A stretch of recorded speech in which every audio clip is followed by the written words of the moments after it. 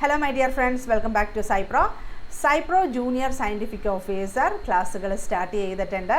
Join ചെയ്യാൻ താല്പര്യമുള്ളവർക്ക് 9048900045 വിളിച്ച് ക്ലാസ്സിൽ ജോയിൻ ചെയ്യാം. ഓക്കെ, അല്ലെങ്കിൽ നിങ്ങൾക്ക് സൈപ്രോ ആപ്പ് ഡൗൺലോഡ് ചെയ്യാം, അതിൽ നിന്ന് തന്നെ ജോയിൻ ചെയ്യാം. ഓക്കെ, അപ്പോൾ എന്തെങ്കിലും ഡൗട്ട് ഉണ്ടെങ്കിൽ നിങ്ങൾക്ക് 9048900045 വിളിച്ച് ചോദിക്കാം. ഓക്കെ, സൈപ്രോ ക്ലാസ്സുകൾ എന്ന് പറയുമ്പോഴത്തേക്കും വളരെ ഡീറ്റെയിൽ ആയിട്ട്, അതായത് നമുക്ക് ഒരു സബ്ജക്റ്റ് പഠിക്കാനായിട്ട് തന്നെ ഒത്തിരി റെഫറൻസ് ബുക്കുകൾ ആവശ്യമാണ്. ഓക്കെ, അപ്പോൾ ഒരു സബ്ജക്റ്റിന് ഒത്തിരി റെഫറൻസ് ബുക്സ് ആവശ്യമാണ്. അതുപോലെ തന്നെ നമുക്ക് ചിലപ്പോൾ നമ്മൾ ഒരു എഡിഷൻ മാത്രം പഠിച്ചാൽ പോരായിരിക്കും. പല എഡിഷൻസ്, മിനിമം ഒന്നോ രണ്ടോ എഡിഷനെങ്കിലും നമ്മൾ ഒരു ടെക്സ്റ്റിൻ്റെ നോക്കണം. അതായത് ഇപ്പോൾ പറയുവാണെങ്കിൽ പ്രസ്കോട്ട്, ഓക്കെ, നമുക്കതിൻ്റെ ലേറ്റസ്റ്റ് ആയിട്ടുള്ള എഡിഷനും പിന്നെ അതിന് പ്രീവിയസ് ആയിട്ടുള്ള ഒന്നും കൂടെ നോക്കണം. കാരണം ഈ ക്വസ്റ്റ്യൻ ഇടുന്ന ആൾക്കാർ ഏതാണ് ഫോളോ ചെയ്യുന്നത്, അത് നമുക്ക് ഇമ്പോർട്ടൻ്റ് ആയിട്ടുള്ളൊരു ഫാക്ടറാണ്. ഓക്കെ, അത് മനസ്സിലായോ? അപ്പോൾ ചിലപ്പോൾ നമുക്ക് ഓരോ ക്വസ്റ്റ്യനും, ഇപ്പോൾ നമുക്ക് ഇപ്പോൾ സാനിറ്ററി കെമിസ്ട്രിൻ്റെ ക്വസ്റ്റ്യൻ, അതുപോലെ തന്നെ മൈക്രോബയോളജിസ്റ്റിൻ്റെ ക്വസ്റ്റ്യൻ, നേരത്തെ ഉണ്ടായിരുന്ന നമ്മുടെ JSA, അതുപോലെ തന്നെ അസിസ്റ്റൻറ്റ് സയൻറ്റിസ്റ്റ്, അതിൻ്റെ ക്വസ്റ്റ്യൻ പേപ്പർ കാണുമ്പോൾ നമുക്കറിയാം. അല്ലെങ്കിൽ അതിനേ മുമ്പ് ഒരു മൈക്രോബയോളജിസ്റ്റിൻ്റെ എക്സാമിനേഷൻ ഉണ്ടായിരുന്നു, ഫുഡ് സേഫ്റ്റിയുടെ. അപ്പോൾ നമുക്കറിയാം ഏത് രീതിയിലുള്ള ബുക്കാണ് ഇവർ ഫോളോ ചെയ്യുന്നത്, ഏത് എഡീഷൻ ആണെന്ന് വരെ നമുക്ക് ഈ ക്വസ്റ്റ്യൻ കാണുമ്പോഴത്തേക്കും നമുക്ക് മനസ്സിലാവും പെട്ടെന്ന്. അപ്പോൾ അതുകൊണ്ട് നമ്മൾ ഏറ്റവും നല്ലതെന്ന് പറഞ്ഞാൽ ഒരു ടെക്സ്റ്റിൻ്റെ മിനിമം രണ്ടെങ്കിലും നമ്മൾ റെഫർ ചെയ്യണം. പിന്നെ അതുപോലെ തന്നെ കുറച്ചധികം ബുക്സ്, ഒരു ടോപ്പിക്കിന് നമുക്ക് ഒരു minimum 3, 4, 5 separate books, reference book നമ്മൾ നോക്കണം. എന്നാലും മാത്രമേ നമുക്ക് നല്ല രീതിയിൽ പഠിക്കാൻ പറ്റുള്ളൂ. പല പോയിൻറ്റ്സും ചിലപ്പോൾ പല ബുക്കുകളിലായിട്ടായിരിക്കും കിടക്കുന്നത്. അപ്പോൾ സൈപ്രോ ക്ലാസ് എന്ന് പറഞ്ഞാൽ നിങ്ങൾ ഇത്ര ഒന്നും നോക്കേണ്ട ആവശ്യമില്ല, ഫുള്ള് എല്ലാം കൂടി ആ ഒരു ക്ലാസ്സിലുണ്ടാവും. നമ്മുടെ ക്ലാസ് എന്ന് പറഞ്ഞാൽ വളരെ ഡീറ്റെയിൽ ആയിട്ട് നിങ്ങൾക്ക് മനസ്സിലാകുന്ന രീതിയിൽ ഡിസ്ക്രിപ്റ്റീവ് ആയിട്ടുള്ള ക്ലാസ്സുകളായിരിക്കും. അതായത് ലെക്ചർ ക്ലാസ് നിങ്ങൾക്ക് മനസ്സിലാകുന്ന രീതിയിൽ എഴുതി എടുക്കുന്ന ക്ലാസ്സസ് ആയിരിക്കും. ഓക്കെ, കോപ്പി പേസ്റ്റ് ക്ലാസ്സസ് അല്ല. മനസ്സിലായോ? കോപ്പി പേസ്റ്റ് ക്ലാസ്സസ് എന്ന് പറയുമ്പോൾ നിങ്ങൾക്കറിയാമല്ലോ, അങ്ങനത്തെ ക്ലാസ്സസ് അല്ല സൈപ്രോ ക്ലാസ്സസ്. കൃത്യമായിട്ടുള്ള റെഫറൻസ് ബുക്സൊക്കെ നോക്കി കറക്റ്റായിട്ട് നിങ്ങൾക്ക് എത്രയും പെട്ടെന്ന് എങ്ങനെ മനസ്സിലാവും, അതായത് ഈ ഒരു സബ്ജക്റ്റ് അല്ലാത്ത ആളുകൾക്ക് കൂടി എങ്ങനെ നമുക്ക് ബേസിക്സ് തൊട്ട് പഠിപ്പിച്ചെടുക്കാം, ആ രീതിയിലെ ക്ലാസ്സസ് ആയിരിക്കും. അപ്പോൾ നിങ്ങൾക്ക് നിങ്ങളുടെ ഈ ഒരു സബ്ജക്റ്റിൽ ബയോകെമിസ്ട്രിക്കാർക്കും അല്ലേ എല്ലാം അറിയാം, നമുക്ക് ഏകദേശം അറിയാം. ചിലപ്പോൾ MLT ആയിരിക്കും ചിലപ്പോൾ ബയോകെമിസ്ട്രിക്കാർക്ക് ഒരു പ്രോബ്ലം, അല്ലേ? മൈക്രോബയോളജിക്കാർക്ക് ചിലപ്പോൾ ബയോകെമിസ്ട്രി ആയിരിക്കും പ്രശ്നം. MLTക്കാർക്ക് ചിലപ്പോൾ അവർക്കും ബയോകെമിസ്ട്രി ആയിരിക്കും ചിലപ്പോൾ ബുദ്ധിമുട്ടുള്ളത്. കാരണം ബാക്കി ക്ലിനിക്കിലൊക്കെ അവർ ഓൾറെഡി പഠിക്കുന്നുണ്ടാവും. ചിലപ്പോൾ മൈക്രോബയോളജിയൊക്കെ ചിലപ്പോൾ ഡീപ്പായിട്ട് പഠിക്കുന്നുണ്ടാവില്ല. അങ്ങനെയുള്ള കാര്യങ്ങളൊക്കെ ഓരോരുത്തരുടെയും. പിന്നെ അതുപോലെ തന്നെ നിങ്ങൾക്ക് ചിലപ്പോൾ കരിയർ ഗ്യാപ്പ് ഉള്ളവരുണ്ടാവും, ചിലപ്പോൾ ഒരു 10 വർഷം മുമ്പ് കോഴ്സ് കഴിഞ്ഞവരുണ്ടാവും. അങ്ങനെ ആ ഒരു കാര്യങ്ങളൊക്കെ. അപ്പോൾ അതുകൊണ്ട് നിങ്ങൾ ഒരിക്കലും വിഷമിച്ചിരിക്കരുത്. നിങ്ങൾക്ക് ആ ഒരു സബ്ജക്റ്റിലെ ടച്ച് വിട്ടുപോയി, ഇനി ഞാൻ പഠിക്കണോ, അങ്ങനെയൊന്നും ചിന്തിക്കരുത്. നിങ്ങൾക്ക് പഠിക്കണമെങ്കിൽ പഠിച്ചങ്ങ് തുടങ്ങാം. ഈ ഒരു ചാൻസ് കുറവാണ് നമ്മുടെ ഈ ഒരു ലൈഫ് സയൻസിൽ. നമ്മുടെ ഇപ്പോൾ PSCയുടെ ബാക്കിയുള്ള ഒരു സബ്ജക്റ്റുകളോട് കമ്പയർ ചെയ്ത് ഇപ്പോൾ നമ്മൾ കെമിസ്ട്രി ഒക്കെ ആയിട്ട് കമ്പയർ ചെയ്യുകയാണെങ്കിൽ കെമിസ്ട്രിക്കാരെന്തോന്നറിയില്ല, PSCക്ക് ഭയങ്കര ഇഷ്ടമാണ്, അല്ലേ? എല്ലാത്തിലും അവർക്ക് അപ്ലൈ ചെയ്യാം. കെമിസ്ട്രി എന്ന് പറഞ്ഞാൽ ഒരു ബേസിക് ആയിട്ടുള്ളൊരു സബ്ജക്റ്റ് ആയതുകൊണ്ടാവും. പക്ഷേ ലൈഫ് സയൻസിന് അത്രത്തോളം ഓപ്പർച്യൂണിറ്റി വരുന്നില്ല. അപ്പോൾ നിങ്ങൾക്ക് കിട്ടിയ ചാൻസ് കളയരുത്. ഇത് 6 ഉള്ളൂ എന്നും പറഞ്ഞിരിക്കരുത്. ഇത് നമുക്ക് കുറേ നാൾ കൂടി വിളിക്കുന്നതാണ്. അപ്പോൾ എന്തായാലും കുറേ പോസ്റ്റ് വരും, അഡ്വൈസ് വരുമ്പോഴത്തേക്കും. അപ്പോൾ എല്ലാവരും നന്നായിട്ട് പഠിച്ചു തുടങ്ങുക, അപ്ലൈ ചെയ്യുക, നേരത്തെ തന്നെ അപ്ലൈ ചെയ്യുക. അവസാനം ആകുമ്പോഴത്തേക്കും സൈറ്റ് ജാമാകുന്ന കാര്യങ്ങൾ അങ്ങനെയൊക്കെ ഉണ്ടാവും. അപ്പോൾ അതുകൊണ്ട് ലാസ്റ്റായിട്ട് വെച്ചുകൊണ്ടിരിക്കേണ്ട, നേരത്തെ തന്നെ അപ്ലൈ ചെയ്യുക. നമുക്ക് റെഫറൻസ് ബുക്സ് നോക്കാം. ജൂനിയർ സയൻറ്റിഫിക് ഓഫീസറിൽ എന്തൊക്കെയാണ് സിലബസിൽ വരുന്നത്? മെയിനായിട്ട് വരുന്നത് മൈക്രോബയോളജി, ബയോകെമിസ്ട്രി, അതുപോലെ തന്നെ മെഡിക്കൽ ലബോറട്ടറി ടെക്നോളജി. അപ്പോൾ ഇത് കൂടാതെ കുറച്ച് ടോപ്പിക്സും കൂടെ ഉണ്ടാവും. അപ്പോൾ നമുക്ക് ആദ്യം മൈക്രോബയോളജിയുടെ റെഫറൻസ് ബുക്സ് ഏതൊക്കെ ബുക്കാണ് നിങ്ങൾ റെഫർ ചെയ്യേണ്ടതെന്ന് നമുക്ക് നോക്കാം. ഫസ്റ്റ് വരുന്നത് ഏതാണ്? പ്രസ്കോട്ട്. പ്രസ്കോട്ടിൽ നമുക്ക് ബേസിക് ആയിട്ടുള്ള കാര്യങ്ങളെല്ലാം തന്നെ പഠിക്കാനുണ്ട്. നമ്മൾ മൈക്രോബയോളജിയുടെ ഹിസ്റ്ററി ഓഫ് മൈക്രോബയോളജി, അതുപോലെ തന്നെ നമ്മൾ മീഡിയ, അല്ലേ, കൾച്ചർ ടെക്നിക്സ്, പിന്നെ സ്റ്റെറിലൈസേഷൻ, ബർഗീസ് മാനുവൽ, പല മൈക്രോബ്സിൻ്റെ ക്ലാസിഫിക്കേഷൻ, പിന്നെ കുറച്ച് ബേസിക്കായിട്ട് ഇമ്മ്യൂണോളജി, അതുപോലെ തന്നെ ഫുഡ് മൈക്രോബയോളജി, എൻവയോൺമെൻറ്റലായിട്ട് റിലേറ്റ് ചെയ്തിട്ടുള്ള മൈക്രോബയോളജി, അങ്ങനെ കുറച്ച് ചെറിയ ടോപ്പിക്സും, പിന്നെ നമ്മുടെ മൈക്രോബിയൽ ജെനറ്റിക്സ്, ഇങ്ങനെയുള്ള ടോപ്പിക്സൊക്കെ എന്തിലുണ്ട്? നമ്മുടെ പ്രസ്കോട്ട്. ഓക്കെ, പിന്നെ നമ്മുടെ ഓരോരോ നമ്മുടെ ബയോജിയോ കെമിക്കൽ സൈക്ലിംഗ്, അങ്ങനെയുള്ള കാര്യങ്ങളൊക്കെ നമുക്ക് എന്ത് പഠിക്കാം? പ്രസ്കോട്ടിൽ നിന്ന് പഠിക്കാം. പക്ഷേ നിങ്ങൾ പഠിക്കുമ്പോഴത്തേക്കും ഒരു കാര്യം ശ്രദ്ധിക്കേണ്ടത്, നമ്മൾ ഒരു എഡിഷൻ പഠിച്ചിട്ട് കാര്യമില്ല. അതായത് നമ്മൾ റെഫർ ചെയ്യുമ്പോഴത്തേക്കും 2 or 3 എഡിഷൻ നോക്കണം. നമ്മളെപ്പോഴും നമുക്കൊരു വിചാരമുണ്ട്, ലേറ്റസ്റ്റ് ആയിട്ടുള്ള എഡിഷൻ മാത്രം നോക്കിയാൽ മതിയാവും, അത് ഏറ്റവും പുതിയതാണല്ലോ, അത് മാത്രം അങ്ങ് നോക്കിയാൽ മതിയല്ലോ എന്ന് വിചാരിക്കും, അല്ലേ? പക്ഷെ അങ്ങനെയല്ല. ചിലപ്പോൾ മുമ്പുള്ള എഡിഷനിൽ കുറച്ച് കാര്യങ്ങളൊക്കെ അവോയ്ഡ് ചെയ്തിട്ടായിരിക്കും ലേറ്റസ്റ്റ് വരുന്നത്. ലേറ്റസ്റ്റിൽ അതിൻ്റേതായിട്ടുള്ള പുതിയതും ചിലപ്പോൾ ഇൻക്ലൂഡ് ചെയ്തിട്ടുണ്ടാവും. മനസ്സിലാവുന്നുണ്ടോ? അപ്പോൾ ചിലതൊക്കെ എന്താണ്, പ്രീവിയസ് ആയിട്ടുള്ളത് പഠിക്കണം. പിന്നെ അതുപോലെ തന്നെ ക്വസ്റ്റ്യൻ ഇടുന്ന ആൾക്കാർ ചിലപ്പോൾ അവരേതാണ് റെഫർ ചെയ്യണത്, ഏത് എഡിഷനാണ് റെഫർ ചെയ്യണത്, അതനുസരിച്ച് തന്നെ ക്വസ്റ്റ്യൻ വരും. നമുക്ക് ക്വസ്റ്റ്യൻ പാറ്റേൺ കാണുമ്പോൾ തന്നെ മനസ്സിലാവും അവർ ഏത് എഡിഷൻ യൂസ് ചെയ്തിട്ടാണ് ക്വസ്റ്റ്യൻ ഇട്ടേക്കണതെന്ന്. അപ്പോൾ നിങ്ങൾ 1, 2, 3 എഡിഷനൊക്കെ, ഇപ്പോൾ പ്രസ്കോട്ട് തന്നെയാണെങ്കിലും 3 എടുത്ത് നിങ്ങളതിൻ്റെ റെഫറൻസ് ബുക്സ് എന്ന് പറയുമ്പോഴത്തേക്കും ഒരു 1, 2 ഒക്കെ റെഫർ ചെയ്യണം. 1, 2 എന്ന് പറഞ്ഞാൽ മനസ്സിലായല്ലോ, 2, 3 എഡിഷനൊക്കെ നോക്കണം. ഒന്ന് ജസ്റ്റ് എന്തൊക്കെയാണ് വ്യത്യാസം അതെല്ലാം ഒന്ന് നോക്കിപ്പോകണം.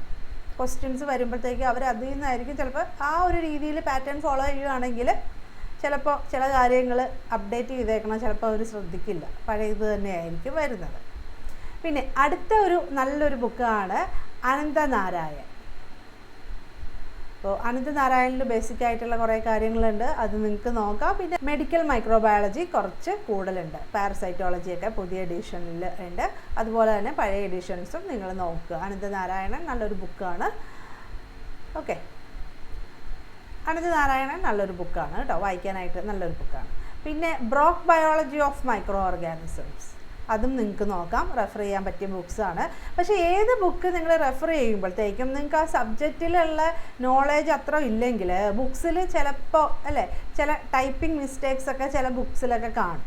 അപ്പോൾ ചിലതിൽ ഗ്രാം പോസിറ്റീവിന് പകരം ചിലപ്പോൾ ഗ്രാം നെഗറ്റീവ് എന്ന് ഇട്ടിട്ടുണ്ടാവും. അങ്ങനെ ചിലപ്പോൾ ആ ഒരു മിസ്റ്റേക്സ് നിങ്ങൾക്ക് ചില ബുക്കുകളിലൊക്കെ കാണാം. ചില മൈക്രോ ഓർഗാനിസത്തിൻ്റെ സ്പെല്ലിംഗ് മിസ്റ്റേക്ക് ഉണ്ടാവും. അങ്ങനെയുള്ള കാര്യങ്ങളൊക്കെ നിങ്ങൾക്ക് ഓൾറെഡി അറിയില്ലെങ്കിൽ കുറച്ച് ബുദ്ധിമുട്ടായിരിക്കും. അറിയാവുന്നവർക്കാണെങ്കിൽ നിങ്ങൾക്ക് മനസ്സിലാവും, ഓക്കെ ഇത് മിസ്റ്റേക്കാണെന്ന് മനസ്സിലാവും. അപ്പോൾ നിങ്ങൾ എപ്പോൾ പഠിക്കുമ്പോഴും 1, 2, 3 ഡിഫറൻറ്റ് ഒരു സബ്ജക്റ്റ് പഠിക്കുകയാണെങ്കിലും 2, 3 അധികം ടെക്സ്റ്റ് റെഫർ ചെയ്യണം. പിന്നെ ഓരോ എഡിഷനും തന്നെ എന്താണ് നമ്മൾ 2, 3 ഒക്കെ നോക്കണം.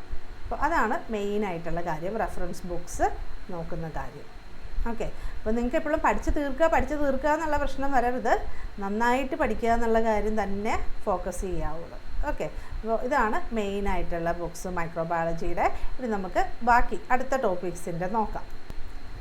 അടുത്തത് ഇൻഡസ്ട്രിയൽ മൈക്രോബയോളജി പഠിക്കാനായിട്ട് ക്യാസിഡ നല്ലൊരു ബുക്കാണ്.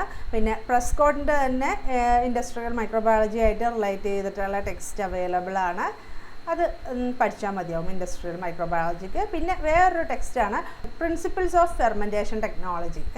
അപ്പോൾ ഇത് നമ്മൾ എപ്പോഴും റെഫർ ചെയ്യുന്നൊരു ടെക്സ്റ്റാണ്. കുറച്ച് ഫെർമെൻറ്റേഷൻ ടെക്നോളജി അല്ലേ, കുറച്ചും കൂടിയ രീതിയിലുള്ള ടെക്സ്റ്റാണ് ഇൻഡസ്ട്രിയൽ മൈക്രോബയോളജിയിൽ. അതിൽ കുറച്ച് വായിച്ചെടുക്കാൻ കുറച്ച് ബുദ്ധിമുട്ടുണ്ട്, എന്നാലും ചിലപ്പോൾ ക്വസ്റ്റ്യൻസ് ഒക്കെ വരുമ്പോൾ നമുക്കറിയാം ഏതൊക്കെ ടെക്സ്റ്റിൽ നിന്നാണ് വരുന്നതെന്ന്. അപ്പോൾ കുറേ എക്സാമിനേഷൻ ഏതൊക്കെയാണ് ആളുകൾ ക്വസ്റ്റ്യൻ ഇടാൻ നോക്കണതെന്ന് നമുക്ക് ആ ക്വസ്റ്റ്യൻ വരുമ്പോൾ തന്നെ മനസ്സിലാവും ഏത് ബുക്കാണ് റെഫർ ചെയ്യുന്നത്.